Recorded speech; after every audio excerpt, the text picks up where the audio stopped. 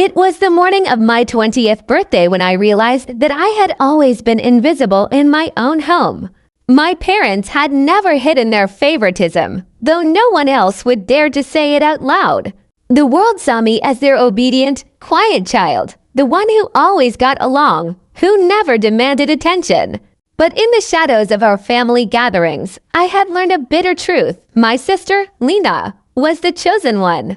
Every compliment, every celebration, every opportunity had been hers before I even got a chance to try. I sat at the breakfast table, staring at the golden sunlight streaming through the kitchen window, and tried to swallow the lump forming in my throat. My mother handed Lena a small, intricately wrapped box, beaming with pride. "Happy birthday, darling," she said.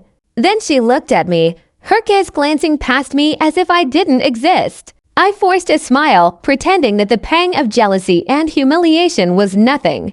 Years of being overlooked had taught me to mask my emotions perfectly. No one could see the storm inside me, not even Lena, who wore her confidence like a crown. She had everything I had ever wanted: charisma, attention, opportunities, and a voice that everyone listened to. And I had learned to step aside quietly, like a shadow, while the world celebrated her. But that morning, something inside me shifted. I realized that all the patience, the silent suffering, and the sacrifices I had made for a family that never truly noticed me could end now. I didn't want revenge for the sake of cruelty. I wanted justice, the kind that was invisible until it hit unexpectedly, leaving a mark that could never be ignored. It started with a simple decision. I would leave a letter, one that would finally make my voice heard. A letter that would peel back the layers of perfection that my parents and sister had created around themselves. But it couldn't be ordinary. It had to reveal the truth of everything I had endured. All the times my achievements had been ignored.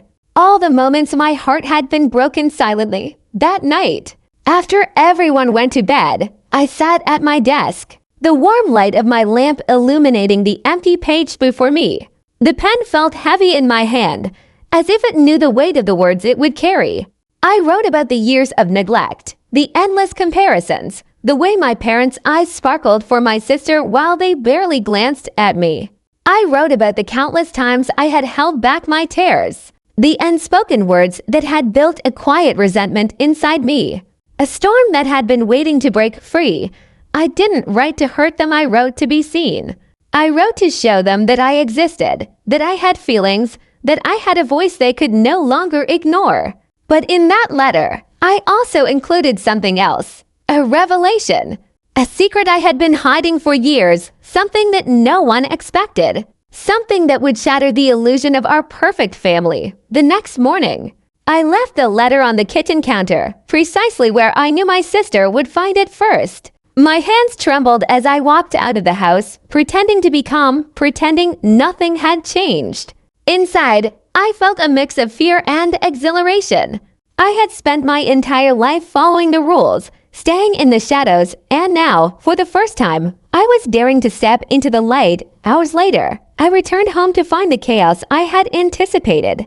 My sister's scream echoed through the house, sharp and incredulous. "You're joking.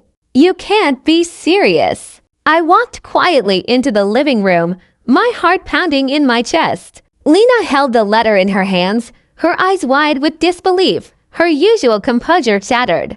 My parents looked on, their faces pale, confused, and gradually turning into a mixture of shock and fear. For the first time, the family I had always known, the family that had overlooked me, taken me for granted, was forced to see me. Not the quiet shadow, not the obedient child they saw me, the one who had held all her silence, all her pain, and finally made it undeniable. Lena's hands shook as she read the letter again, her usual confidence replaced with uncertainty. My mother's lips parted, but no words came out, and my father's face crumpled in a mixture of guilt and helplessness. I had always imagined this moment, but nothing had prepared me for this satisfaction. The quiet power that came from simply being acknowledged. In that silence, I realized that my life didn't need their validation anymore. I had discovered my own strength, the quiet authority that comes from enduring pain and refusing to be invisible. But I also knew the storm had only just begun. The letter was only the first step. What came next would test all of us, revealing secrets and truths that had been buried under years of pretense. That evening, Lena confronted me, her voice trembling. How could you?" she asked, her eyes scanning my face for some hint of jest. But I had none. I smiled faintly, the calm before the storm. "I didn't do it to hurt you. I did it so you and everyone else would see me. For once, really see me." Her eyes narrowed, a mixture of anger, fear, and confusion flashing across her face. "You don't know what you're getting into," she said. But I could tell she did. Deep down, she felt the first crack in the armor of our family hierarchy. And I knew, with a certainty I had never felt before, that life was about to change for all of us. In the days that followed, the tension in the house was palpable. Every glance, every word, every silence carried the weight of the revelation. My sister, who had always been untouchable, now faced the consequences of underestimating me. My parents, who had believed their favoritism was harmless, began to realize the depth of my quiet endurance, and I felt a thrill in the knowledge that I had finally stepped out of the shadows. But I also knew that words alone were not enough. Actions would speak louder, and I had prepared them carefully. Opportunities I had been denied, doors that had been closed to me, I would claim them now, not with malice, but with determination and skill. Every success, every small victory would be a reminder of what they had ignored, a subtle, unstoppable proof that I was no longer invisible. The story of my transformation spread slowly through our small circle. Friends, relatives, even distant neighbors noticed the change. There was a quiet awe in their eyes, a recognition that something had shifted. And through it all, the letter remained the spark. The first undeniable mark of my emergence. At night, I would lie awake, thinking of the future, imagining the shock on Lena's face when the consequences of my resilience became undeniable. My parents would see not just my words, but the reality I was creating, a life built from patience, endurance, and finally, self-belief. And I would finally understand what it meant to be truly seen, not just acknowledged superficially, but recognized for everything I had endured and overcome. The first section of my plan had succeeded beyond my imagination. I had made them listen. I had made them notice. And now, with the storm quietly gathering around us, I prepared for the next chapter, a chapter where my silence, patience, and resilience would not only command attention but change the dynamics of my life forever. The house felt different now. Every corner, every hallway carried a tension that hadn't existed before. My letter had not only unsettled my sister, but had begun to change the atmosphere entirely. Lena, who had always walked through life with confidence like it was owed to her, now moved cautiously, aware that the quiet shadow she had ignored for 20 years was no longer invisible. The next morning, I awoke to find my parents in the living room, speaking in hushed, hurried tones. I paused at the doorway, pretending to be unaware, listening as words like unexpected, "How could this happen?" and "We need to fix this" slipped through their lips. It was intoxicating. For the first time, they were discussing me as if I were someone to be reckoned with, not someone to overlook. Lena stormed into the room shortly after, her eyes blazing with a mixture of fury and disbelief. "This isn't over," she hissed. "You think a letter can change everything?" I met her gaze calmly. "It doesn't change the past," I said quietly, "but it changes how the present sees me. And from now on, you'll have to acknowledge that I exist. That's the first step." She laughed bitterly, shaking her head. "You're delusional if you think this is enough. Do you realize what you've done? The embarrassment you've caused. People talk, Rehan, they notice. They always notice. And now everyone will see the truth about you." Her words were meant to sting, but I only smiled faintly. "Exactly," I said. The truth. Over the following weeks, the dynamic in the house shifted further. I began taking control of the opportunities my parents had always given to Lena, applying for scholarships, internships, and social connections I had long been denied. Each success, each recognition, fueled not just my confidence but also a quiet dread in my sister. She had grown accustomed to being untouchable, the center of attention, and now she was being forced to step aside to witness my rise. One evening, Lena confronted me in the study. "How are you doing this?" she demanded. "Everything you touch. People notice it. And suddenly, you're everywhere." I leaned against the desk, watching her frustration boil over. Because I had to fight quietly for years, I said, every ignored achievement, every time I was overlooked, I stored it. And now, I'm using it. "I don't need to compete with you, I only need to show the world who I really am."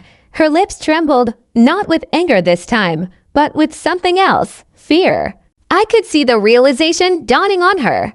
She had underestimated me, assumed my silence meant weakness. But now, the weight of her assumptions threatened to crush her. Then came the letter I had planned as the next phase of my strategy. Hidden within it was more than words. It contained undeniable evidence, emails, messages, and documents that revealed secrets no one had dared to acknowledge. Secrets that showed favoritism, manipulation, and betrayals carefully concealed.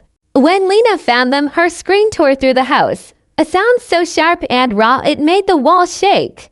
You can't. This isn't possible." I stood silently, letting the storm unfold. I didn't shout, didn't argue, I only watched as her carefully constructed world began to crumble. She had believed that her charm, her position as the chosen one, would protect her from scrutiny. Now, every hidden truth, every misstep she had ignored in others, every injustice she had casually accepted was laid bare. My parents tried to intervene, to calm her, but the damage was done.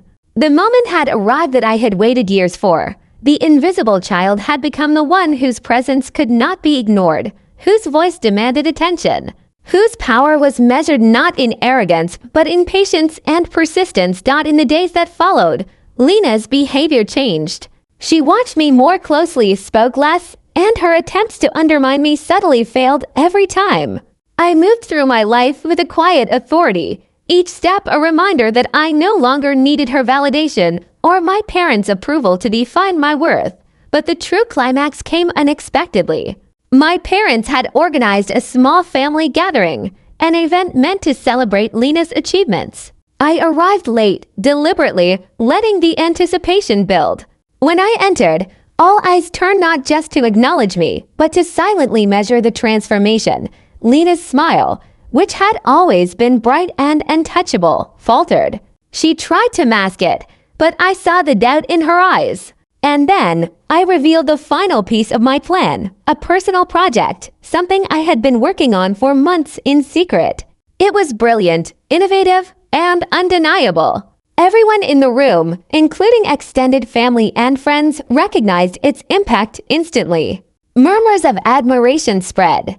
Lena's expression faltered further. The room held its breath as I quietly explained my work, my vision, my achievements. No boasting, no arrogance, just facts, evidence, and calm confidence. The recognition was immediate. For the first time in my life, I felt the sweet satisfaction of being truly seen.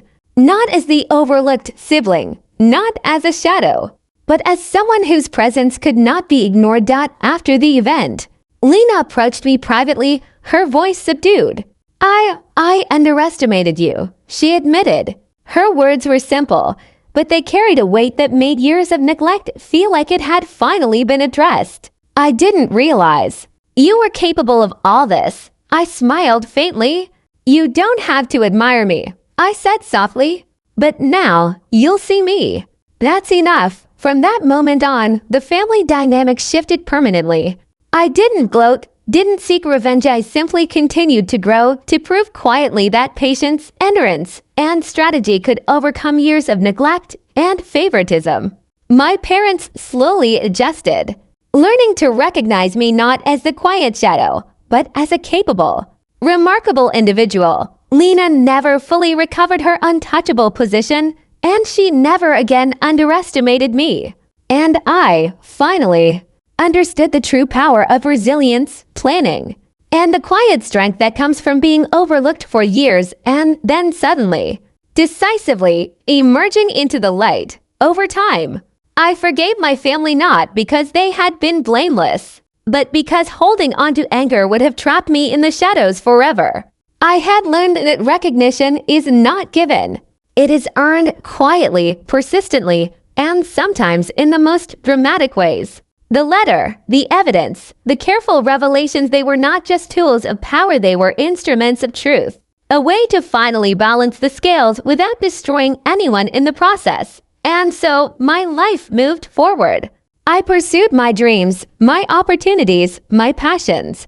I grew stronger, wiser, and more confident, not just because of what I had achieved, but because I had finally proven to myself and to the world that invisibility is not weakness, silence is not submission, and patience can be a weapon more powerful than anger. Years later, I would look back on that moment, the letter, the scream, the shock, the quiet transformation, and realize that it had not been just about my family, or favoritism, or jealousy. It had been about awakening.